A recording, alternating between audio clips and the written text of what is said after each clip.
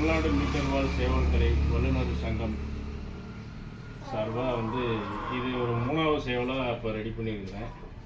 கிட்டத்தட்ட இப்போ வாலோட நீளம் பார்த்தீங்கன்னா 4 அடி வால் இருக்குது. ஃபஸ்ட்டு 2 மீட்டர் வரைக்கும் வால் இருந்துச்சு, அடுத்தது 5 அடி வால் இருந்தது. இப்போ இது ஒரு 4 அடி வால் இப்போ குருத்தில் தான் இருக்குது. குருத்து நீங்கள குருத்தோடு தான் இருக்குது.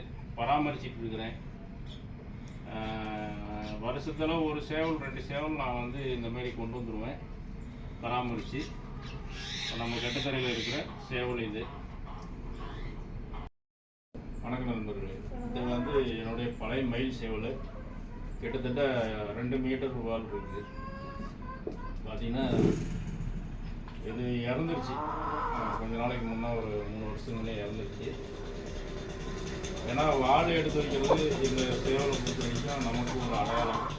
வால் சேவல்னால் தானாக வந்துட போகிறது இல்லை, பராமரித்தா தான் வால் வரும். நம்ம வருஷக்கணக்காக வெயிட் பண்ணி வால் வர வரைக்கும் வெயிட் பண்ணோம், பராமரிக்கணும். 2 மீட்டருக்கு கொண்டு வர வரைக்கும் சிரமம் தான். இப்போ அடுத்தபடியாக பார்த்தீங்கன்னா 5 அடி வாலில் ரெடி பண்ணேன். இப்போ இன்னொரு சேவல் 4 அடியில் இருக்குது. மற்ற சேவல்லாம் ஒரு 2 அடி 3 அடி இப்படி இருக்குது. ஒரு 4 சேவல் பாருங்க. இப்போ பார்த்தீங்கன்னா இந்த சேவல் ஒரு 4 அடி வாலில் இருக்குது, குருத்தில் தான் இருக்குது. இதோ ஒரு 5 அடி வால் வரும் பராமரிக்கிறத பொறுத்து. ஏஜ் பார்த்தீங்கன்னா 5 வருஷம் ஆகுது. இந்த சேவலுக்குமே பராமரிச்சுட்டு இருக்கோம். பார்ப்போம் எவ்வளோ வால் வருதுன்னு பார்ப்போம்.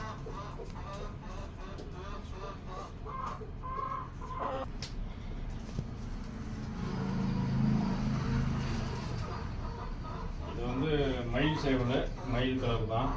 இது வல்லூர் மயில்னு சொல்லுவோம். வெள்ளை பூங்கு வந்துச்சுன்னா வல்லூர் மயில்.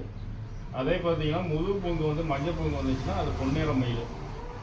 அதில் வர குஞ்சுங்க பார்த்தீங்கன்னா நம்ம ஒரு 10 குஞ்சு 5 குஞ்சு ஆகுது அப்படின்னு பார்த்தீங்கன்னா இதில் வர்றது ஒரு 4 குஞ்சாவது 3ஆம் குஞ்சு வல்லூர் குஞ்சு இந்த மாதிரி வந்துடும். ஒரு 4 குஞ்சில் பார்த்தீங்கன்னா 2 குஞ்சு மயிலில் வரும். இது புள்ளி வெடின்னு சொல்லுவோம். வயசு ஏஜ் குறைஞ்சபட்சம் இப்போ 4 to 5 வருஷம் ஆகுது. இதனோட இனவழியெல்லாம் நம்ம ரெடி பண்ணி வச்சுருக்கிறோம், பராமரித்து எல்லாம் கொண்டு வந்துட்டுருக்குறோம். என்னோட பிள்ளைங்க கூட இருக்குது, ரெடி பண்ணியிருக்கிறேன். இப்போ அடுத்ததுன்னு கொண்டு போகலான்ட்டு ரெடி பண்ணி கொண்டு வந்துட்டுருக்குறேன். இது காடு உருட்டு, நெஞ்சிக்கணம், உருட்டு உடம்பு கோழி, நெட்டுப்போக்கு இல்லை, உருட்டு உடம்பு கோழி. காடு உருட்டு நல்லாயிருக்கும். ஏஜ் எவ்வளோ ஏஜ் ஆனாலும் மூஞ்சி சுருக்கம் வாங்காது.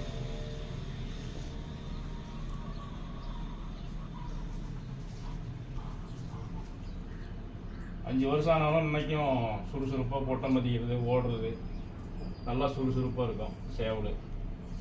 அதேமாரி நம்ம நார்மலாக தான் கொடுக்கணும். நம்ம கம்பு ஊற வச்சு ஒரு நேரம் தீனி தான் கொடுப்போம். நான் தண்ணி அளவான தண்ணி தான் வைப்பேன்.